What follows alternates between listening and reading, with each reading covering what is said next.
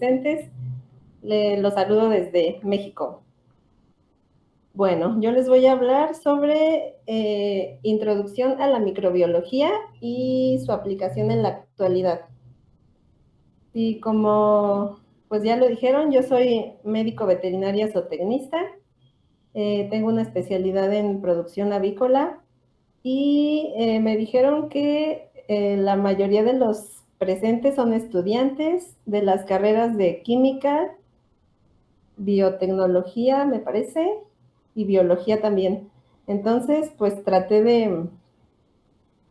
de abarcar, todas nuestras carreras se relacionan mucho y más con este tema, entonces pues espero que la información les sirva de mucho. Y bueno, para empezar, pues como siempre, desde el principio, desde las definiciones. Entonces aquí una breve historia sobre la microbiología. Pues para empezar, la definición de microbiología, que proviene de las palabras griegas micros, que significa pequeño, bios vida y logos tratado. Entonces es un estudio de la vida microscópica, que son todos los organismos demasiado pequeños para ser observados a simple vista. La microbiología, pues, es una ciencia relativamente joven. Se sabe que el mundo de los microorganismos se descubrió hace aproximadamente 300 años y pues debió pasar todavía más tiempo para que se apreciara y comprendiera su significado real. Todo esto fue a finales del siglo XIX. Cuando escuchamos la palabra microorganismo o microbio, nosotros ya tenemos una noción más amplia, pero la gente normal que no tiene como mucha afinidad a las ciencias biológicas, pues siempre hay una tendencia a asociar a todos estos microorganismos solamente con enfermedades importantes, infecciones desagradables, pues fue lo que acabamos de pasar, que seguimos en el segundo, tercer año post-COVID. Y pues otra cosa que también los relacionan a inconvenientes frecuentes con el deterioro de los alimentos. Sin embargo, pues sabemos que la mayoría de estos microorganismos realizan contribuciones fundamentales que ayudan a mantener el equilibrio de los organismos vivos y las sustancias químicas del ambiente. Las actividades microbianas súper importantes que sustentan los ciclos biogeoquímicos de la Tierra, desde los organismos marinos y de agua dulce que se constituyen la base de la cadena alimenticia de océanos, de ríos, de lagos, los microorganismos del suelo que ayudan a degradar los residuos para incorporar nutrientes a los compuestos orgánicos y pues sin dejar de lado la microbiota que está presente en nosotros en el intestino, piel, que ayuda muchísimo a las funciones vitales. También, pues para dividir un poco estas fases de la historia, se empieza por un periodo especulativo, que normalmente empieza desde siempre, desde la antigüedad hasta los primeros microscopios.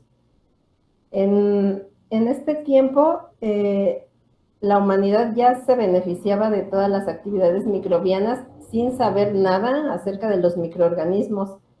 Y pues eso empieza con la producción de alimentos, de bebidas. Como sabemos, el hombre desde hace más de 8,000 años, sin que tuviera noción de ello, se empezó a beneficiar de la fermentación, la capacidad de las levaduras para producir alcohol en forma de, ya sea de cerveza, de vino, la producción de quesos, de encurtidos.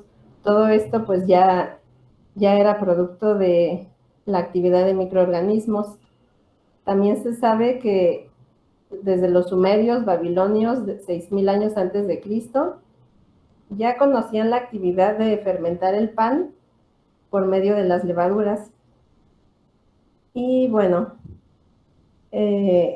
también desde tiempos se relacionaba un poco las enfermedades causadas por microorganismos, pero en este caso les llamaban miasmas, que pues ellos lo relacionaban con el aire de los pantanos, que era nefasto por hallarse colmado de pequeños animalitos y que estos penetraban a la nariz y en todo el cuerpo. Y pues en sí el miasma se definió como un conjunto de emanaciones fétidas de suelos y aguas impuras, que estos eran la causa de la enfermedad. Y pues sí, no estaban muy equivocados, pero pues todavía no se tenía noción 100% de lo que esto era. Después ya se empiezan con las primeras observaciones. Entonces, desde el año 1665, Robert Hooke, que fue el primero de las primeras personas en hacer microscopios, pues con los artículos que tenía, empezó a observar rodajas de corcho, y pues él fue el primero que descubrió como tal las células, que les llamó celdas, pequeñas celdillas, y mediante su microscopio mejorado, que ya era un microscopio compuesto, fue como descubrió estas células. Si bien él descubrió la célula, no tenía las técnicas de coloración que le hubieran permitido observar otro tipo de microbios o de estructuras internas. Y pues aquí está una imagen real de su microscopio, que pues incluso era un poco más elaborado que el de Van Leeuwenhoek, que pues igual él entre 1673 y 1723, por medio de sus observaciones, él era un mercader de oficio, y pues tenía un pasatiempo que era pulir lentes. Entonces, con microscopios elementales, que de este lado está la foto, por medio de latas de lentes pulidos, esos eran sus microscopios montados en latón. Y pues él, al hacer sus observaciones, que fue desde agua de lluvia, la masilla en sus dientes, empezó a ver estas formas microscópicas que llamó animáculos, y realizó detallados dibujos, que son los que están aquí en esta imagen. Pues sí, con mucha exactitud y meticulosidad, diseñaba células bacterianas, indicando que eran esféricas, los cocos, las cilíndricas o en forma de varilla, los bacilos, y en espiral. Y estas observaciones, estas cartas que él escribió, sí se leyeron con interés, pero en ese momento no se le reconocía el significado de estos descubrimientos. Después de este descubrimiento de Leeuwenhoek, el mundo anteriormente invisible de los microorganismos pues empezó a ser un poco más llamativo por la comunidad científica, y ya se interesó por los orígenes de estos seres vivos diminutos. Pero fue hasta la segunda mitad del siglo XIX en la que muchos científicos y filósofos creían que algunas formas de vida podían originarse de forma espontánea a partir de materia inerte. Pues todos conocemos la teoría de la generación espontánea, y pues al tratar de responderse estas preguntas surgieron igual muchas investigaciones que ayudaron al desarrollo.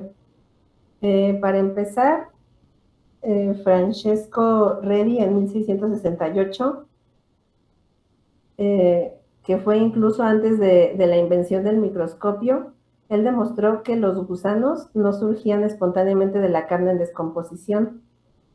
Él llenó 2 frascos con carne descompuesta, y el primero que dejó abierto, pues obviamente entraron las moscas y depositaron sus huevos hasta desarrollarse en larvas. El segundo frasco, el que él dejó sellado, pues como las moscas no podían entrar, no pudieron depositar sus huevecillos y no aparecieron gusanos. Sin embargo, los oponentes de este científico, los que apoyaban la generación espontánea, no se convencieron y afirmaron que se necesitaba aire fresco para la generación espontánea.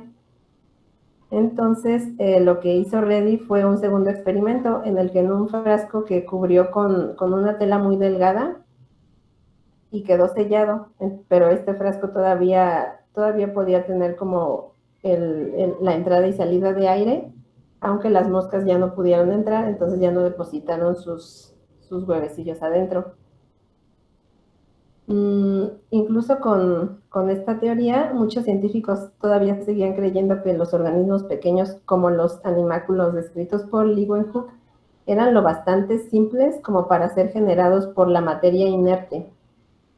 Esta teoría se seguía fortaleciendo y un experimento realizado por John Needham en 1745, él descubrió que aún después de haber calentado líquidos nutritivos, que eran los famosos caldos de carne o de cereales, estos, aún después de ser hervidos, eran invadidos por microorganismos, y afirmó que estos se desarrollaban espontáneamente de los líquidos. Pero no fue hasta 20 años después que Lázaro Spallanzani sugirió la probabilidad de que los microorganismos del aire hubieran entrado después de hervir los caldos, porque pues las botellas permanecían abiertas. Entonces lo que él hizo fue tapó los frascos primero y ya luego los sirvió, demostrando que no había crecimiento microbiano alguno, y dijo que esa fuerza vital, ellos la llamaban como fuerza vital necesaria para generar vida, era destruida por el calor. Pero también fue criticado por los que apoyaban que para que surgiera vida era necesario el oxígeno, y pues esos frascos sellados no permitían la entrada de aire. Y pues aquí está un dibujo de su experimento. El primero, el de arriba, que fue hecho por Needham, y el de abajo fue cuando él ya tapó los frascos y se dio cuenta que después de primero tapándolos, luego hirviendo, pues ya no había crecimiento ni contaminación.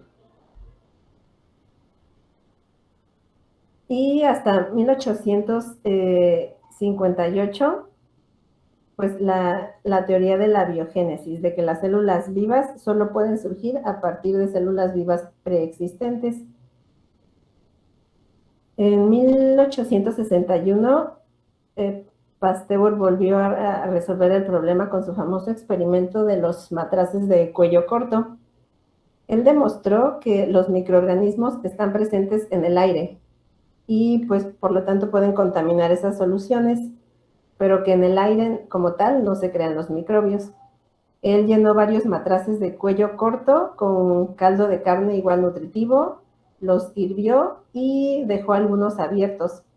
Entonces dejó que se enfriaran, y unos días después observó que estaban contaminados con microorganismos. Algunos otros frascos los dejó cerrados y vio que no había crecimiento de bacterias. Y de estos resultados él dedujo que los microbios del aire eran los agentes causantes de la contaminación de materiales inertes, como los caldos en los frascos. Y entonces él lo que hizo fue colocar caldo en matraces de cuello largo con el extremo abierto, y él dobló el cuello en forma de S, luego hirvió esos caldos y los dejó enfriar. Este caldo, aunque el frasco permanecía abierto, no se contaminó ni mostró signos de vida incluso meses después. Entonces, este diseño permitió, pues sí, iniciar con las bases de las técnicas de asepsia, lo que impedía que se contaminaran por microorganismos no deseados. Y esta investigación proporcionó evidencia de que los microorganismos no pueden originarse de la materia orgánica inerte, y que en cambio toda aparición de vida en soluciones inertes puede atribuirse a microorganismos que ya estaban presentes anteriormente. A partir de estas investigaciones de Pasteur hubo una explosión de descubrimientos en microbiología que duró alrededor de 60 años, y el periodo comprendido entre los años de 1857 a 1914 se le denominó como la edad de oro de la microbiología. Durante este periodo se realizaron avances rápidos, pues sí, relativamente en poco tiempo, encabezados una vez más por Pasteur y por Robert Koch, entre algunos otros, que condujeron al establecimiento de la microbiología como una ciencia.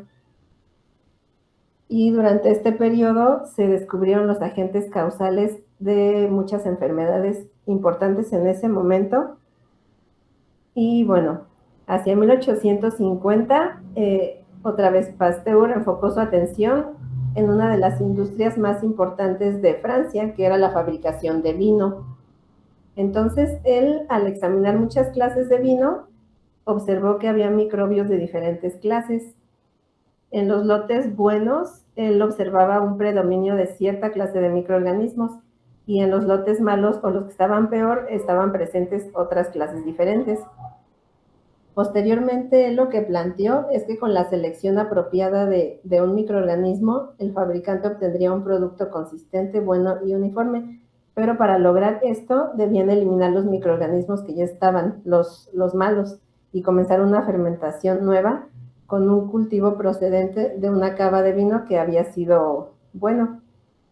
Entonces él sugirió que para eliminar las clases de microbios indeseables habría que calentar el jugo de uva, no tanto como para estropear el aroma, pero sí lo suficiente como para matar a esos microorganismos indeseables. Y bueno, él demostró que sometiendo al jugo de uva a temperaturas de 62 grados más o menos por 30 minutos se lograba ese objetivo. Y a ese proceso se le conoce actualmente como la pasteurización, que pues prácticamente demostró la conexión entre el deterioro de los alimentos y los microorganismos, y pues fue un paso fundamental para establecer la relación entre la enfermedad y los microbios.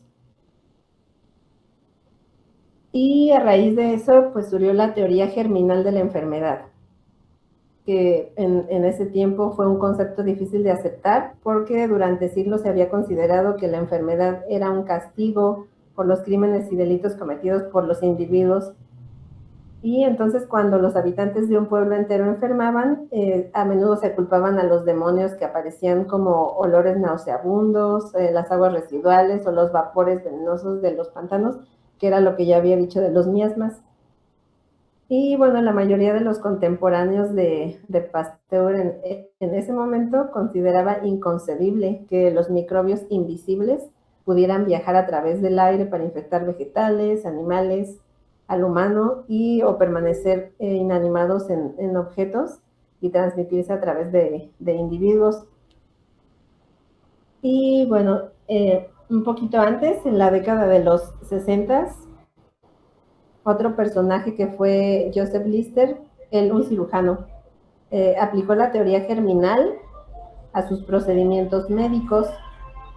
Él sabía, tenía una noción de que los médicos que no desinfectaban sus manos habitualmente transmitían infecciones de una paciente obstétrica a otra, que era lo que llamaban la fiebre puerperal, que después de que las mujeres parían, como pues se infectaban por algún microorganismo, les daba fiebre.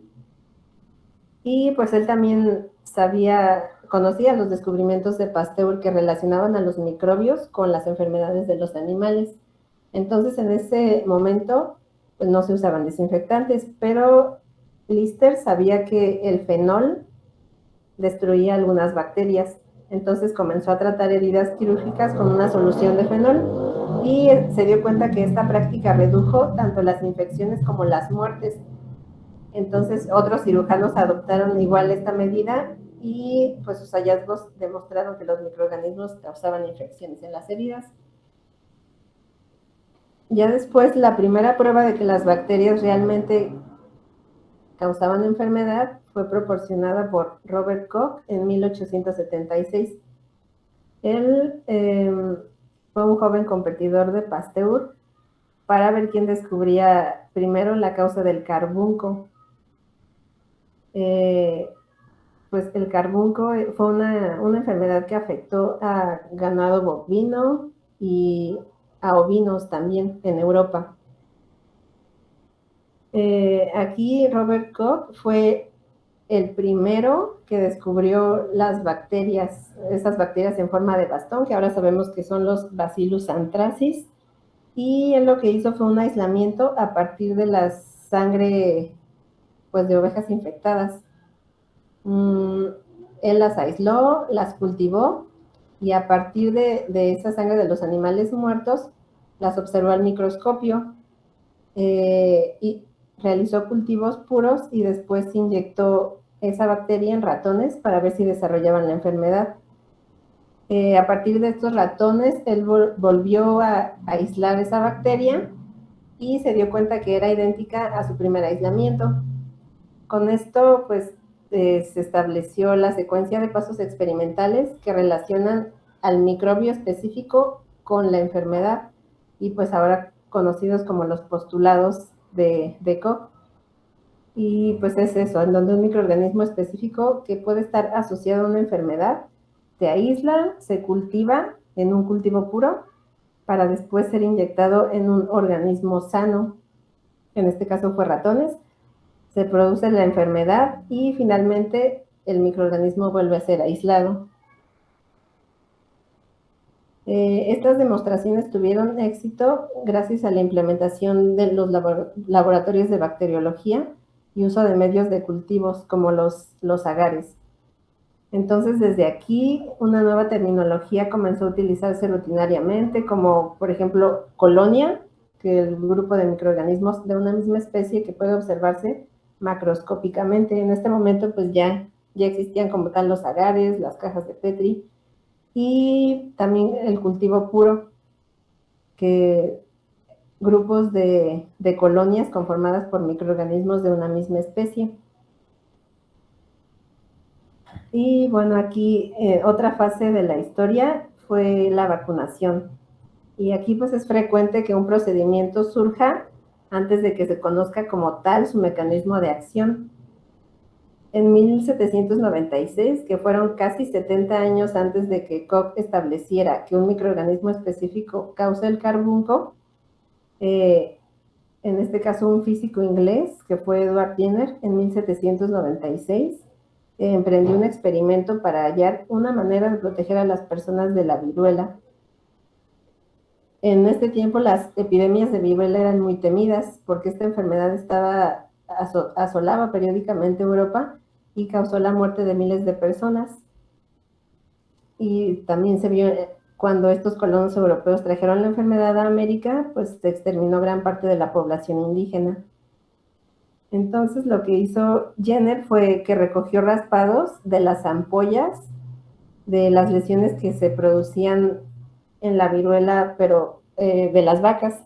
Entonces él inoculó este material a un niño de 8 años mediante la escarificación del brazo. Utilizó una aguja contaminada con el virus y esta escarificación, una herida, se convirtió en una protuberancia. Y en unos días el niño desarrolló una enfermedad leve, pero este se recuperó y nunca más contrajo esta enfermedad. Este proceso se denominó vacunación y Pasteur le puso ese nombre en honor a Jenner.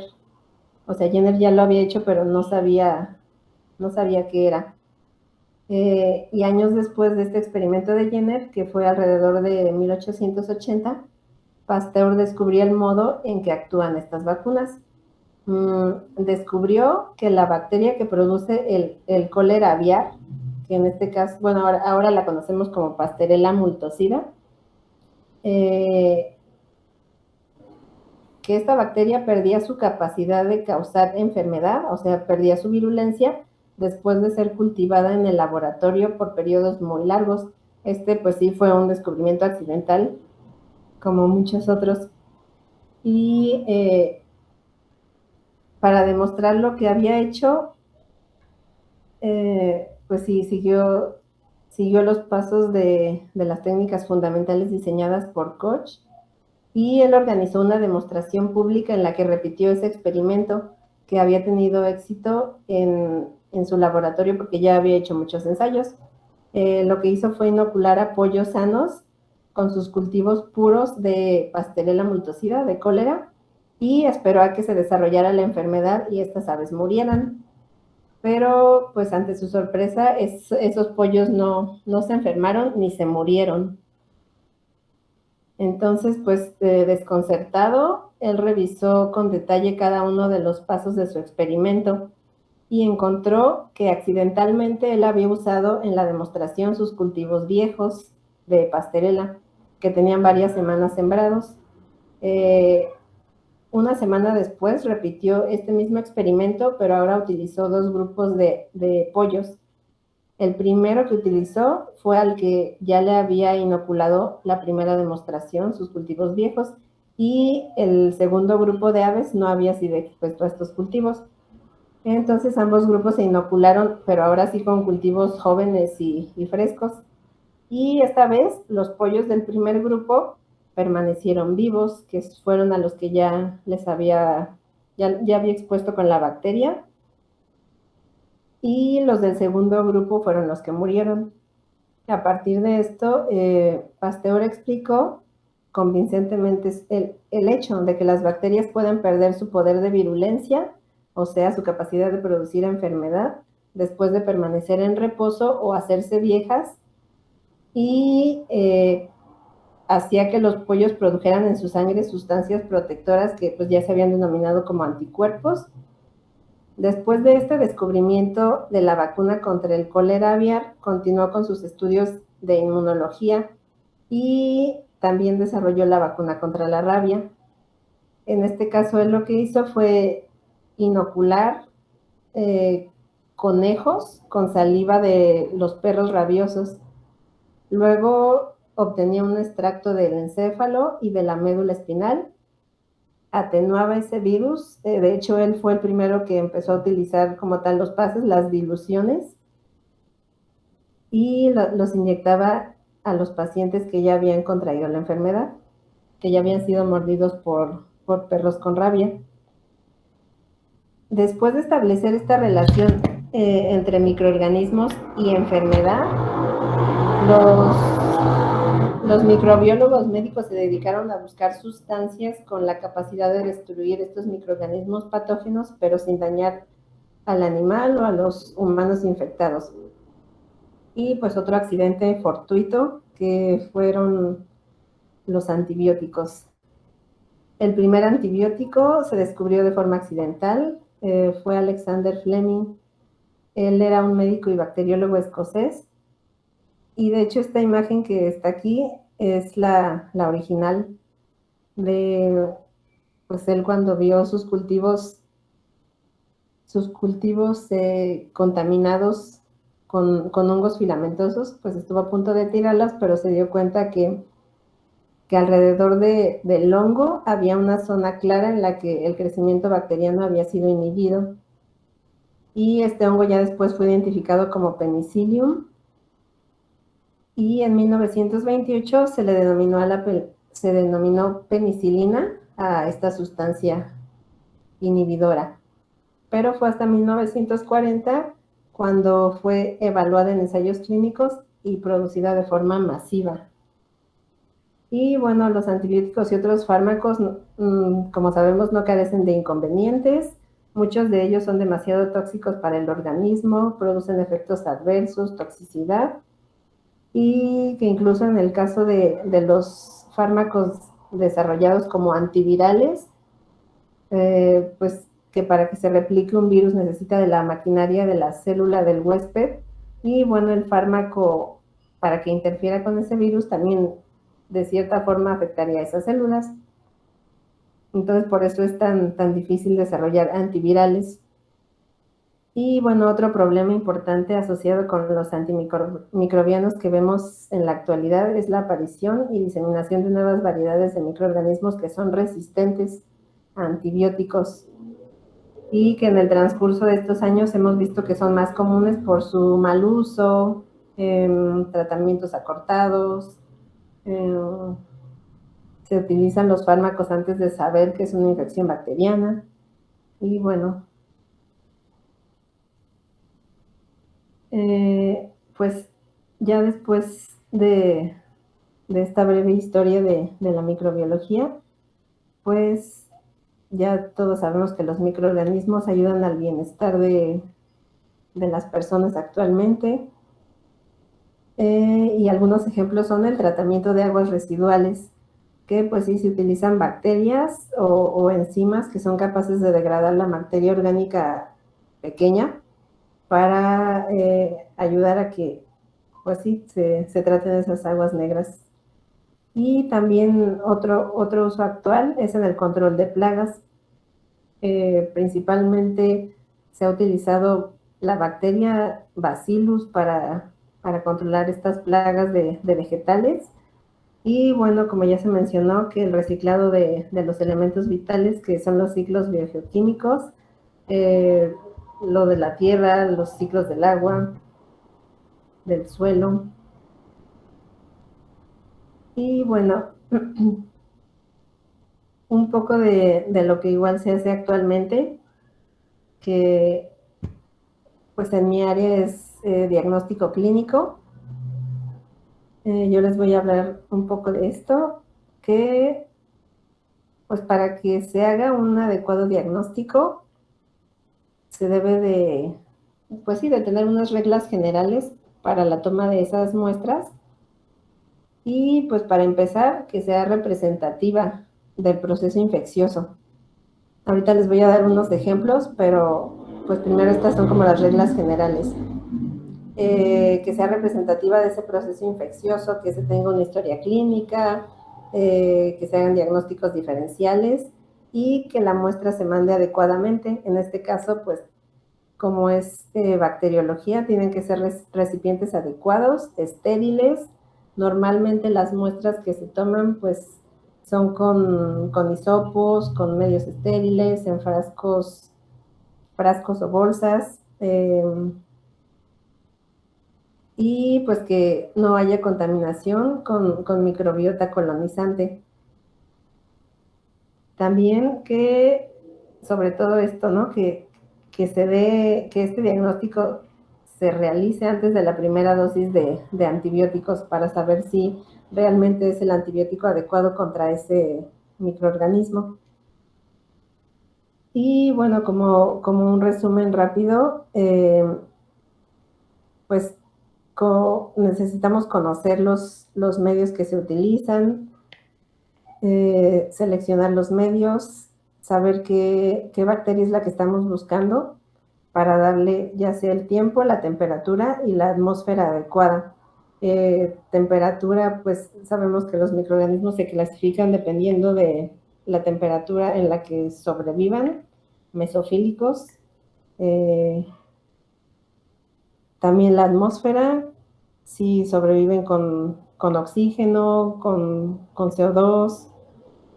Y bueno, ya después de eso, ¿cómo vamos a identificar a esos microorganismos que vemos en nuestras placas? Desde sus características macroscópicas, que son las colonias, la coloración de esas colonias, después las microscópicas, que son las tinciones como tal, tinciones de Gram, pruebas rápidas como las bioquímicas y pues ya al final que nuestro objetivo es como tal la prueba de susceptibilidad antimicrobiana, que es qué antibiótico vamos a usar para combatir a ese patógeno. Y bueno, este es un ejemplo, es en aves. Entonces, como les dije, pues hay que tener nuestra historia clínica. Por ejemplo, estas son aves que se observan con inflamación alrededor del ojo. Normalmente se le conoce como inflamación de cara, pero pues también hay más signos que nos pueden dar información de que es una enfermedad respiratoria, dificultad respiratoria, cianosis, estornudos. Y bueno, en este caso va a ser una bacteria muy conocida en aves que se llama Vibacterium paragallinarum, que causa una enfermedad que se llama coriza infecciosa. Esta enfermedad se caracteriza por afectar el tracto superior, en este caso los senos infraorbitarios de aves, de pollos, de gallinas. Y bueno, también que para poder aislarla necesitamos conocer las características de esta bacteria. En este caso, pues de las más importantes es que es una bacteria que crece con 10% de CO2, que crece en medios enriquecidos y que necesita de un ingrediente que se llama NAD, para poder crecer adecuadamente. Entonces empezamos aquí. ¿Qué órganos afecta? Vías respiratorias altas y los senos infraorbitarios, que como les dije es aquí en la inflamación que se ve en la cara.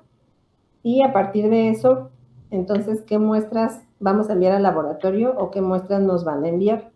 Y en este caso pueden ser desde las aves vivas o, por ejemplo, en la granja pueden tomar las cabezas, cortar las cabezas de esas aves y mandarlas en refrigeración a 4 grados centígrados, envueltas en papel, en bolsas, para que no se vayan a contaminar. Y otra muestra adecuada podría ser exudado de esos senos infraorbitarios o que se pueden tomar en hisopos. Y bueno, los medios de transporte también es muy importante, cómo se van a enviar esas muestras, que pueden ser desde las aves vivas, transportadas pues en cajas, en jaulas, y las cabezas en refrigeración envueltas en papel o en bolsas. Y ya como tal, los aislamientos bacterianos, como les dije, es una bacteria microaerofílica, entonces lo que va a necesitar es una cámara de anaerobiosis. En este caso, en esta primera foto, se observa, no sé si la ven, una vela prendida. Entonces lo que nos proporciona esa vela es que al momento de apagarse, cuando el fuego consume el oxígeno, ese CO2 que va a liberar va a ser el 10% de CO2 que esa bacteria necesita para crecer. Y en esta segunda imagen, lo que les dije, medios enriquecidos. En este caso se utiliza agar sangre y el otro ingrediente que necesita es el NAD. Ese ingrediente es proporcionado por otra bacteria que es el Staphylococcus aureus. Estas líneas blancas que se ven aquí, ese es un Staphylococcus, y las colonias alrededor crecidas que se observan como gotitas de rocío, esa es la bacteria que estamos buscando nosotros, que es el Avibacterium paragallinarum. Y pues vean su forma de crecimiento, este fenómeno en el que crece muy cerca de la cepa de Staph, se le llama satelitismo. Y crece así porque entre más cerca crezca del Staphylococcus aureus, pues va a tener más nutrientes. Y pues ya haciendo una toma más cercana, se observa así, se describen como colonias transparentes, en gotas de rocío, crecimiento en satelitismo. Y aquí se observa mejor el Staphylococcus y las colonias de Avibacterium. Entonces, pues esa es una forma de aislar bacterias. En este caso es un ejemplo, pero nosotros necesitamos conocer las características de cada bacteria que es sospechosa a cierto padecimiento para darle todo lo que necesita y que crezca en nuestros medios de cultivo. Y bueno, sí fue Avibacterium paragallinarum. Este es otro medio en el que crece. Las colonias se observan muy parecidas, como colonias de gotas de rocío, transparentes, pequeñas. Pero la característica de este medio, a diferencia del agar sangre, es que ya tiene incorporado el NAD, el niacin-adenin-dinucleótido. Entonces, pues las colonias crecen en todo el medio. Aquí ya no se necesita el estafilococos. Y como les decía, características macroscópicas, pues las colonias, descripción de colonias. Y en características microscópicas, esa bacteria, pues también hay que conocer todo eso. Se debería de observar como un bacilo corto, gram negativo, que en este caso pues se observan como bacilos pequeños de color rosa. Y en pruebas complementarias, bioquímicas. Las bioquímicas, pues es como ir todavía más allá, porque en este caso podemos identificar a una bacteria en base a su metabolismo, qué azúcares, qué aminoácidos utiliza para nosotros leerlos en un perfil, ya sea agregando reactivos o no, y viendo cómo estos cambian de color, pueden ser nuestras bioquímicas positivas o negativas. Y bueno, lo que les dije, la finalidad de todos los aislamientos, o de casi todos, que debería de ser obtener un antibiograma. ¿Qué antibióticos van a ser los adecuados para combatir esa enfermedad infecciosa? Y pues en este caso se observan los encidiscos, los discos impregnados con antibióticos. También se pueden ver los halos de inhibición, de los que sí se podrían utilizar, y otros en los que no hubo halos de inhibición. Y bueno, aquí otro ejemplo que igual es un aislamiento a partir de muestras de aves. Pues como dato interesante, sabemos que hay enfermedades transmitidas por alimentos. Y bueno, en este caso una bacteria importante en la avicultura es la salmonela. Entonces, dentro del papel de salmonela en la salud pública, pues podemos mencionar que de todos los patógenos que transmite la carne, carne de res, de cerdo, de ave, el 38% de esos patógenos es salmonela. Y igual de todos los patógenos que transmite el huevo, en este caso, el 95% va a ser salmonela. Entonces, pues sí es un patógeno muy importante relacionado pues, con la vida diaria, con los alimentos. Y bueno, estas muestras de aquí, esta foto, son aves de un día que llegaron al laboratorio para toma de muestras. Se observan aquí al lado los mecheros. Las muestras deben de ser tomadas de la forma más estéril posible. Tijeras y pinzas flameadas con alcohol. Los frascos identificados, frascos estériles. Y pues en este caso también saber qué necesita esta bacteria para crecer. En este caso va a necesitar de medios selectivos que ayudan al crecimiento de esta bacteria, pero inhiben el crecimiento de otro grupo de bacterias. Y en este caso son caldo selenito, caldo tetrationato, y después su sembrado en placa, que aquí ya podemos ver las características macroscópicas de esa bacteria. Estos medios también se clasifican en selectivos y diferenciales.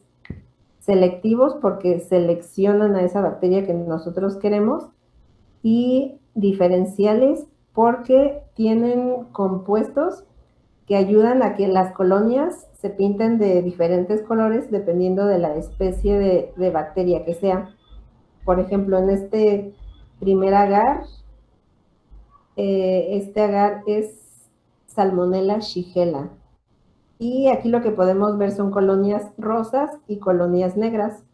En este caso, nuestras colonias sospechosas de salmonela serían las colonias negras.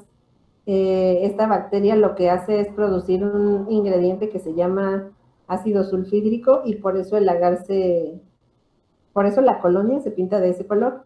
Y en la parte de abajo que se observan las colonias rosas, esos son coliformes. Son pues bacterias que normalmente se encuentran en el intestino, y que igual, dependiendo de sus características de metabolismo, van a utilizar los ingredientes de este medio y se van a pintar de otro color completamente diferente. Aquí ya en el agar de en medio, que es el rosita, ese agar se llama Rambach, y también es selectivo porque selecciona enterobacterias, y diferencial porque dependiendo de la especie que sea, las colonias se van a pintar de diferente color. En este caso, las colonias sospechosas a salmonela son las rosas, y las colonias que se pintaron de azul son los coliformes. Entonces, pues también es importante conocer todos estos medios, sus características, qué bacteria estamos buscando, y por lo tanto qué medios vamos a utilizar para que nosotros favorezcamos todo todo el desarrollo de estas bacterias en el caso de que se encuentren en nuestra muestra. Y por último, este agar es el agar verde brillante. Los tres son selectivos y diferenciales. Y en la característica es que las colonias sospechosas de salmonela se van a pintar de color blanco, aquí se ven más o menos blancas, y el medio de alrededor va a cambiar a rojo. Este agar normalmente es naranja. Entonces, igual se le llama verde brillante. Aquí las colonias de abajo se ven verdes brillantes, pero estos son coliformes.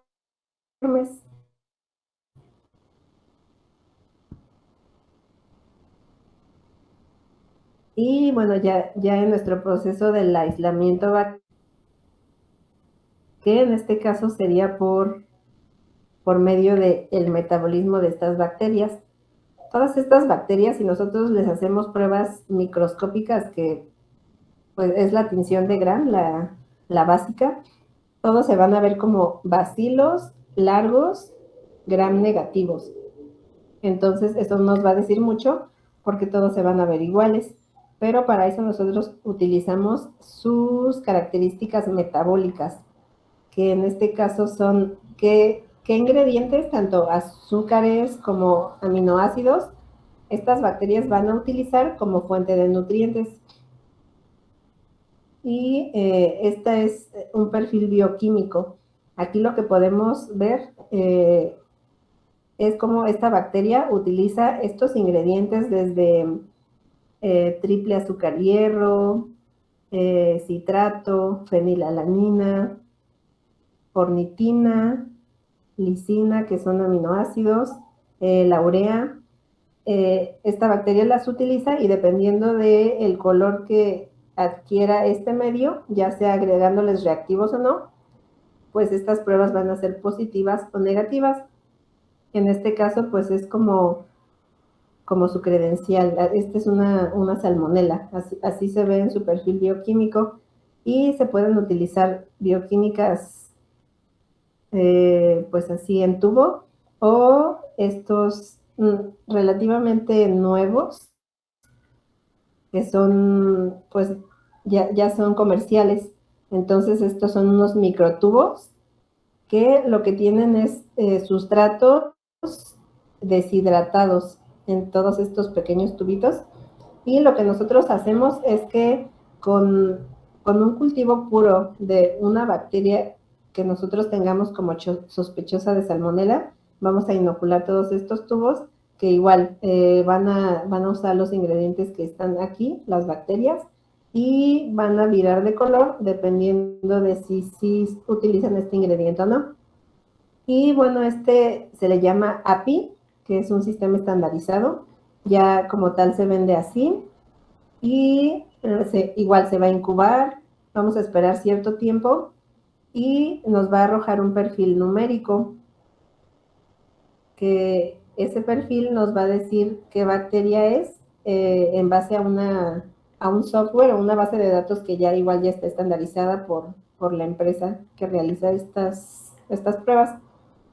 Y bueno, todavía podemos ir más allá, podemos identificar la bacteria así como salmonela, o incluso en una prueba serológica ver de qué grupo es. En este caso, pues era una salmonela del grupo D. Y se observa porque estos antisueros que se ponen en contacto con las colonias aisladas forman una aglutinación. Entonces, por ejemplo, el control negativo, que es el primero, pues este es el que se va a comparar con el control positivo, que es el A, en donde sí hay aglutinación, y después hacemos nuestros siguientes antisueros, que es el B, el C y el D, y vemos que el D es en el que pues hay una aglutinación positiva. Y bueno, pues igual dentro del desarrollo de la microbiología no podemos olvidar las tensiones, que pues dependiendo de la afinidad tintorial que tengan esas bacterias, se van a pintar de diferente color. Y pues en este caso se clasificaron en dos grandes grupos, que son las bacterias gram positivas y gram negativas. Y las gram positivas son las que nosotros vamos a ver como de color morado por la composición de su pared celular, que va a retener el cristal violeta y no se va a decolorar. Entonces, cuando no se decolora, nuestro último colorante, que es la safranina, nuestro colorante de contraste, no va a entrar dentro de la bacteria y entonces no se va a pintar de rosa. Pero en cambio, si es una bacteria gram negativa, al momento de que nosotros pongamos el decolorante, que es el alcohol acetona, se va a salir el cristal violeta, que fue nuestro primer colorante, y por lo tanto va a entrar el rosa. Y bueno, aquí es como se puede observar las características más claras de la composición de sus paredes. Como vemos, las gram positivas tienen una capa muy grande de peptidoglicano, y eso es lo que no permite que salga nuestro primer colorante, que es el violeta, porque esta capa va a ayudar a que no se decolore, que el alcohol acetona no entre a la célula. Y en cambio, las gram negativas, vemos que tiene una pared delgada de lipopolisacárido.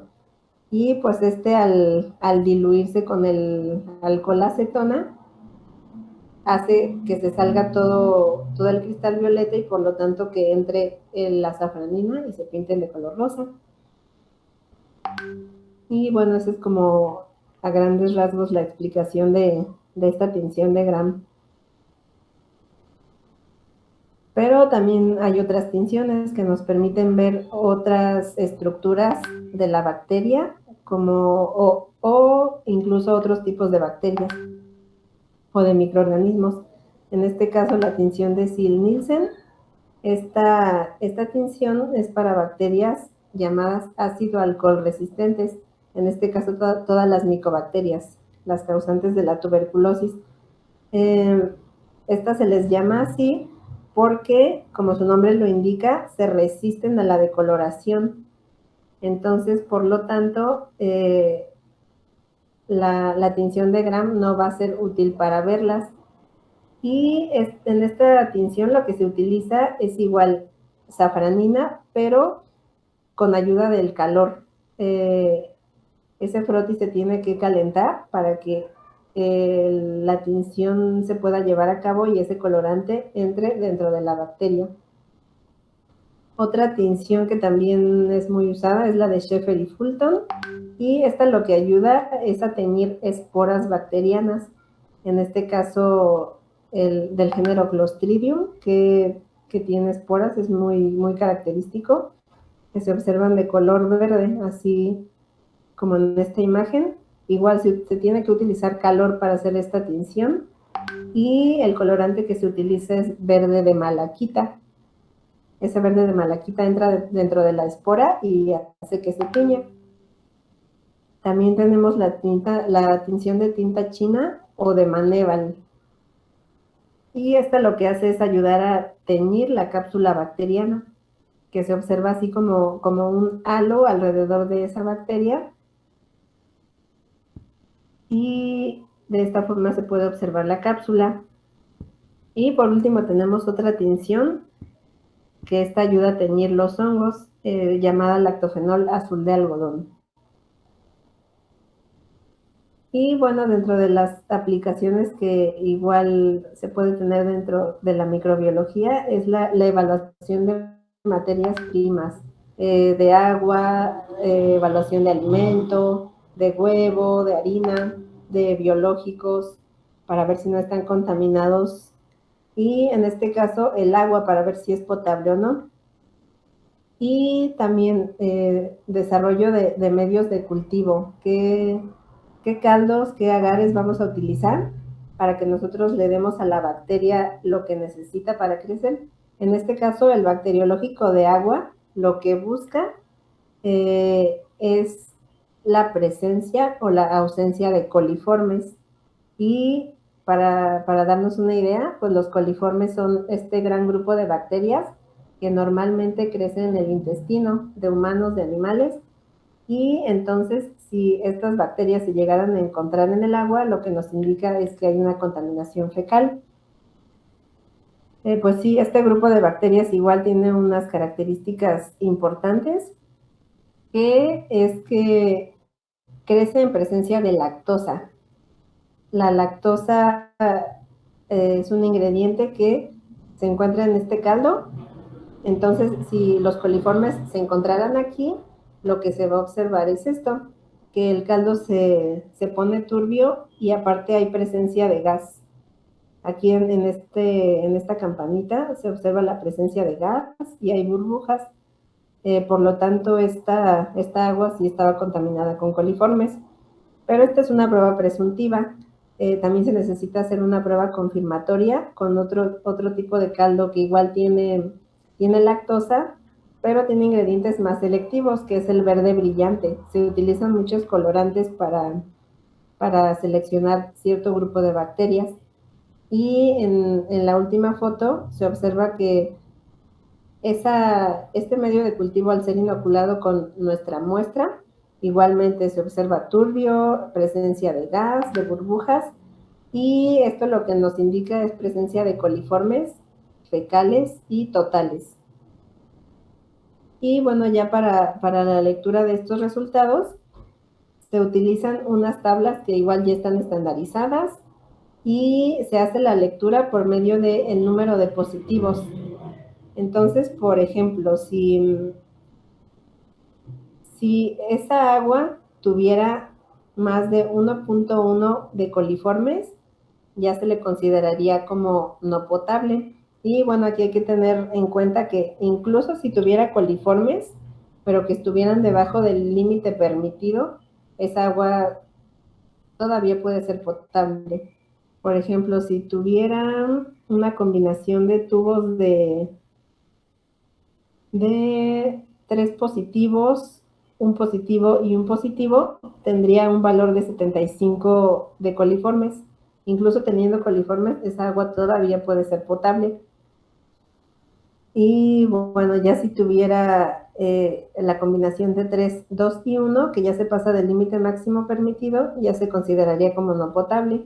Y pues esos valores se dan en base a normas, a reglamentos que ya están establecidos, y que pues también conocer que cierto número de microorganismos ya presentes en el agua o en el alimento a nosotros nos podría causar un daño, y que incluso si los tomáramos en niveles bajos, pues no nos causa gran problema. Y bueno, también en este estudio se realiza una cuenta de bacterias mesofílicas aerobias, que normalmente son las bacterias que crecen a temperatura ambiente. Y en este también hay un número máximo permitido, que son 100 unidades formadoras de colonia por mililitro. En este caso, pues si ya llegáramos a ver más de 100 colonias por cada mililitro que nosotros sembramos, esa agua igual ya se considera como no potable. Y bueno, en todo este tema de las aplicaciones que tiene la actualidad, pues creo que tiene todo que ver en el desarrollo de medios de cultivo, todas las carreras que aquí están implicadas: química, biología, biotecnología, medicina veterinaria, que todos estamos involucrados en este tema. Y bueno, gracias por su atención. No sé si tengan alguna pregunta.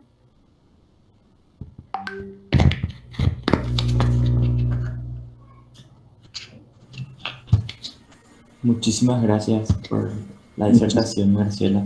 En realidad, un gusto de parte de nosotros, un honor para tenerte aquí ahora, ¿verdad? Haciendo la disertación. Y así como dijo la disertante, si alguien tiene alguna pregunta, puede dejar por el chat, puede hacerlo ahora por micrófono, como le parece. Ahí Andrea Viveros dice: ¿de qué están compuestos los antisueros?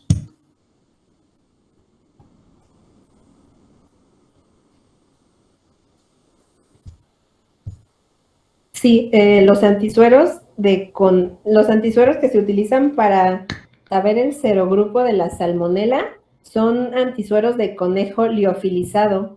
Estos antisueros, pues, se obtuvieron infectando conejos. Entonces, esos conejos, al producir anticuerpos contra salmonela, lo que se hace después es obtener muestras de sangre de esos conejos, para que nosotros al obtener ese suero sanguíneo, en el suero sanguíneo se encuentran todos esos anticuerpos. Entonces lo que se hace después es un tratamiento de liofilizado para que ya se vendan como antisueros comerciales. Pero sí, esos antisueros son hechos a base de sangre de conejo, que pues es normalmente el animal de laboratorio que se utiliza para experimentos.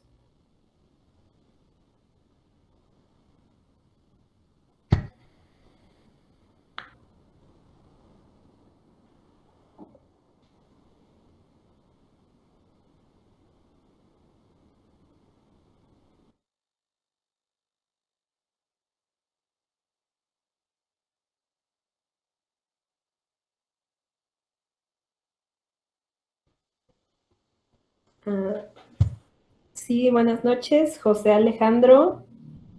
¿Podría repetir cuál es la diferencia entre los términos de medio diferencial y medio selectivo? Sí.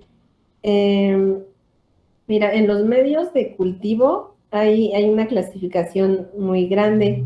Tenemos medios enriquecidos, que son normalmente los que tienen tantos nutrientes que normalmente cualquier bacteria crecería, cualquiera.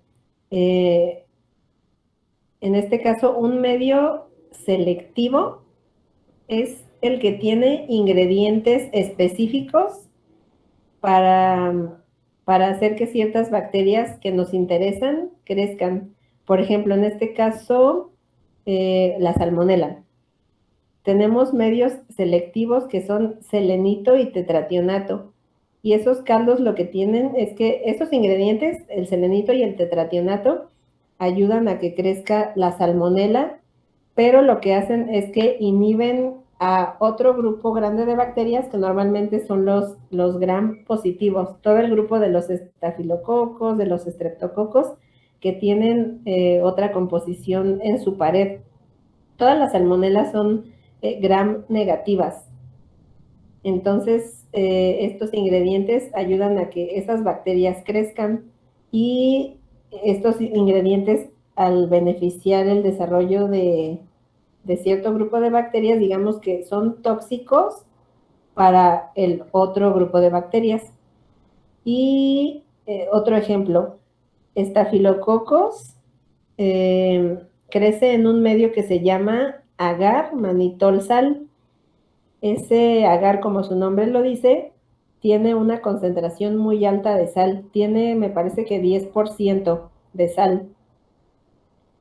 Y pues en todo este desarrollo de medios de cultivo, de caldos, pues sí, los investigadores se dieron cuenta de que la única bacteria que resiste ese 10% de sal es el Staphylococcus.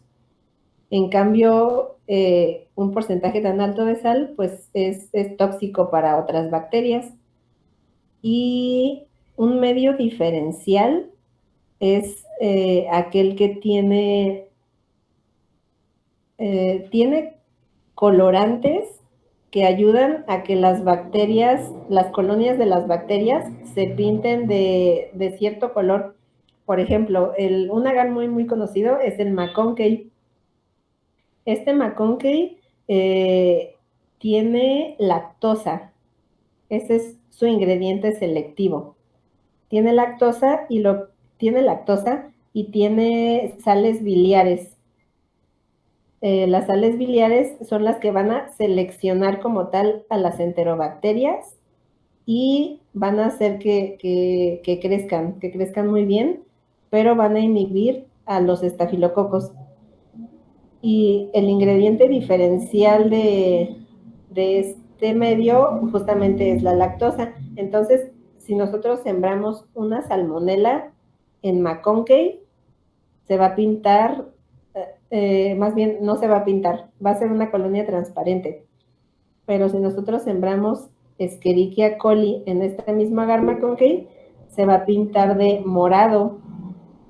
Y pues ahí también tiene mucho que ver bioquímica totalmente. La Escherichia coli utiliza la lactosa, entonces esta enzima hace que se ponga de manifiesto un indicador de pH, que es el rojo de metilo. Y cuando, digamos que enciende al rojo de metilo y la E. coli se va a pintar de rosa, pero la salmonela, como no utiliza la lactosa, utiliza otros azúcares que están en este agar, pues no va a hacer que el medio se acidifique. Entonces, por lo tanto, no se va a poner de manifiesto el colorante y las colonias no se van a pintar. Ay, no sé si me expliqué.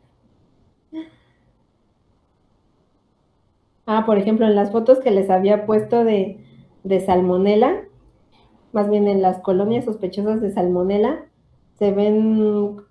ahí se ven todos los agares. Entonces,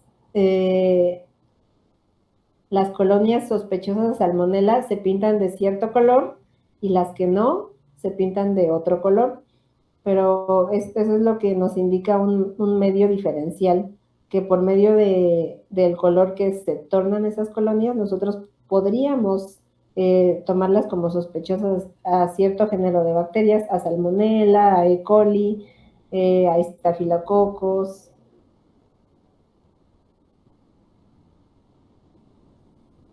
Y bueno, la siguiente pregunta que dice, entonces, de acuerdo a la necesidad del estudio, ¿usamos un medio diferencial o selectivo o bien el complemento de ambos principios? Sí, ahí más bien es, si a ti te mandan cierta muestra, normalmente, por ejemplo, en mi caso, normalmente los médicos veterinarios de granja ya están sospechando de algún patógeno. En este caso, pues, de las bacterias que les puse de ejemplo, que sospechen de Avibacterium paragallinarum, de esa primer bacteria que les puse. Entonces, si ellos sospechan de esa bacteria, el estudio se mete así, un aislamiento para Avibacterium paragallinarum. Y para empezar, pues me tienen que enviar las muestras adecuadas. Por ejemplo, si me mandan hisopos de intestino, pues no me van a servir. Si me mandan órganos como hígado, como vaso, incluso pulmón, no me van a servir para aislar esa bacteria, porque esa bacteria no crece ahí. Entonces, lo que nosotros tenemos que hacer igual como conocedores tanto de la enfermedad, del microorganismo y de los medios de cultivo, es pues hacerle la observación a los usuarios que manden la muestra adecuada, porque a mí no me serviría una muestra de algún otro órgano para crecer una bacteria que no está ahí. Y sí, entonces sí, dependiendo de la necesidad del estudio, nosotros vamos a utilizar los medios porque nosotros ya conocemos las características de esa bacteria. En este caso, pues, Avibacterium, sabemos que crece en tracto superior, que es los cornetes nasales, el seno infraorbitario, incluso la hendidura palatina de aves. Sabemos que ahí crece, ahí se reproduce. Entonces nos mandan una cabeza de ave. Nosotros tomamos nuestra muestra con hisopos de forma estéril y le damos los requerimientos que necesita. En este caso, desde agares, atmósfera. La atmósfera se refiere a si necesita oxígeno, si necesita 100% de CO2 o si necesita un porcentaje más pequeño de CO2. Y el Avibacterium crece con 10% de CO2.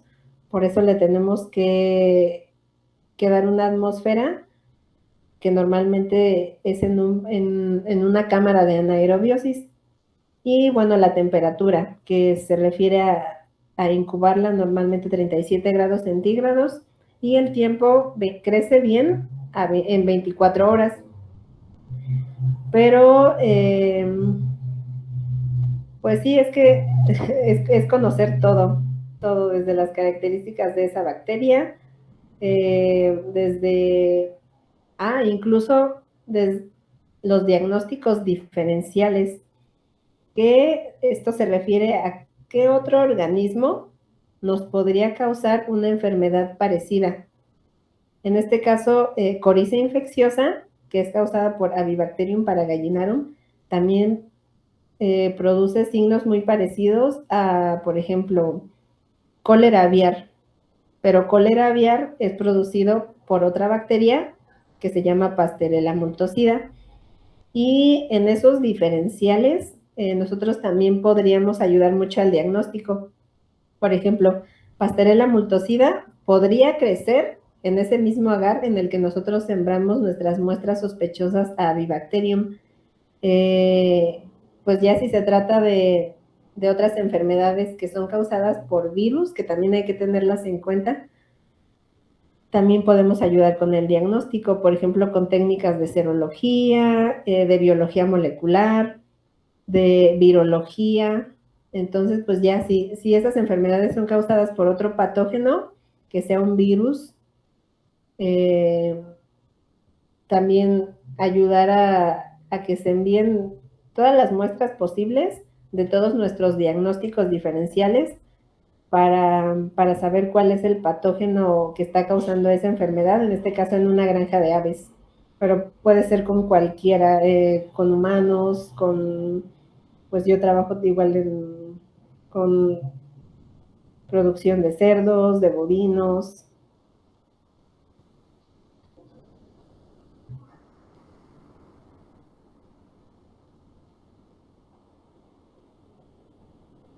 Sí, de nada. Espero que me haya explicado bien.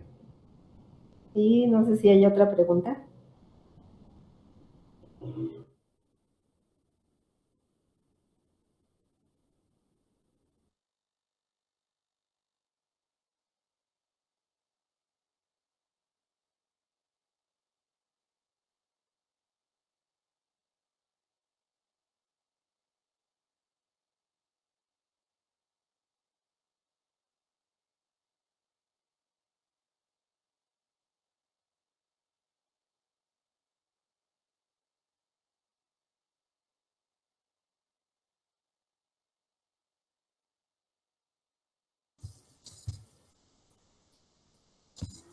Nuevamente recordarles que pueden dejar sus preguntas en el chat o si quieren preguntar a viva voz también pueden hacerlo.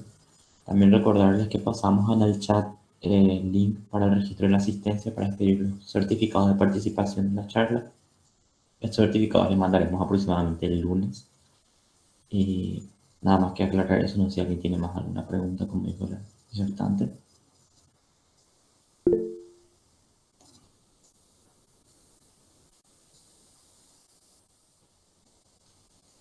Yo tengo una pregunta también, aprovechando la ocasión, ya un poco más fuera del contexto de la experiencia trabajando en estos laboratorios avícolas.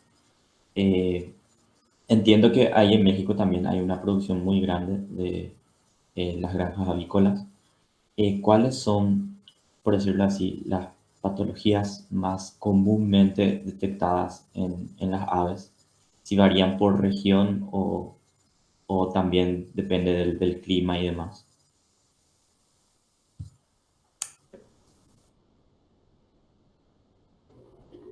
Sí, pues sí, sobre todo en esta zona en la que yo me encuentro, que se le llama los Altos de Jalisco, es una zona muy, muy productora de huevo. Entonces, sí, o sea, sí hay patologías dependiendo de la región, del clima, incluso de la función zootécnica, que en este caso pues son gallinas productoras de huevo.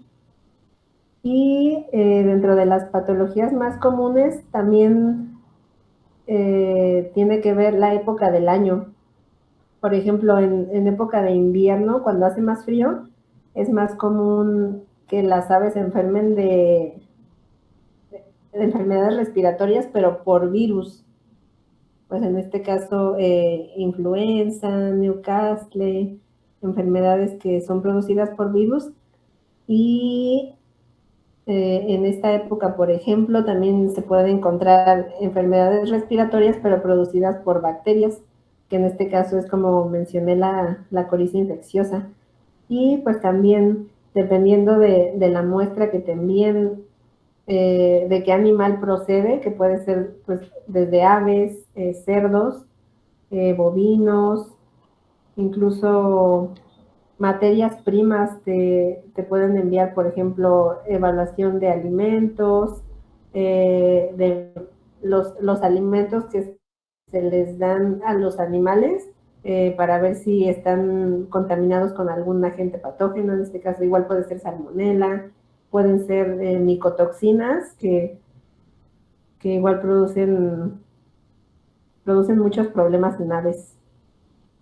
Uh-huh. Muchas gracias, muchas gracias. Acá veo otra pregunta también en el chat. Dice Lourdes Cardoso, ¿cuántas veces se puede esterilizar un medio de cultivo con calor sin peligro que se pierdan nutrientes en el proceso? Sí, buenas noches, Lourdes.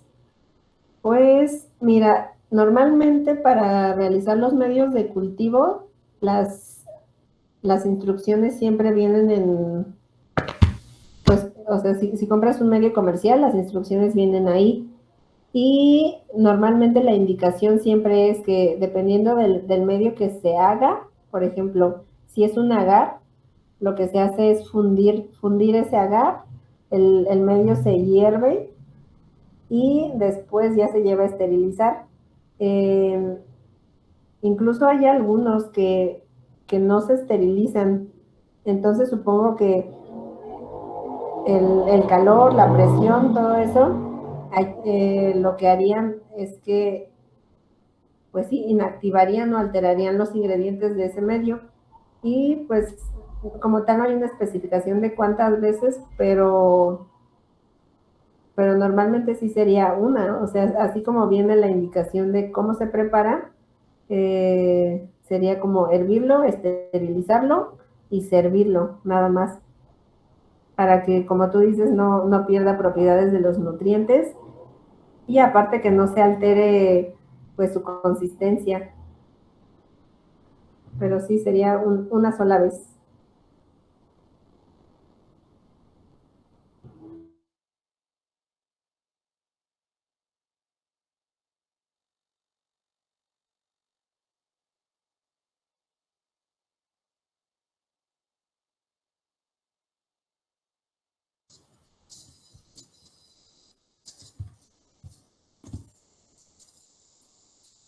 Gracias, Graciela, por las respuestas. Si alguien más tiene sus preguntas, puede enviarlas ahora al chat o cerramos hasta aquí. Nuevamente, expresarte nuestros agradecimientos de parte de la organización, Graciela. Muchísimas gracias por tu participación, por tu predisposición para con nosotros, por aceptar la invitación. Estamos muy honrados, como dije hace rato, ¿verdad? De tu ponencia y esperamos también seguir colaborando en futuras ocasiones. Muchísimas gracias. Sí, muchas gracias por la invitación. Pues sí, está interesante todo esto de pues tratar de complementar en un tema desde el punto de vista de la medicina veterinaria para ustedes, biólogos, biotecnólogos, químicos, y pues saber que en esta área de la microbiología pues todos estamos involucrados desde laboratorios, desarrollo de biológicos, desarrollo de nuevas técnicas de diagnóstico, medios de cultivo, pues sí, la inocuidad alimentaria, incluso desde nosotros, desde qué hacemos para, por ejemplo, cuando tenemos alguna infección, cuando nos enfermamos, saber no automedicar, resistencia microbiana. Muchísimas gracias. Entonces, podemos cerrar hasta aquí el taller número 1.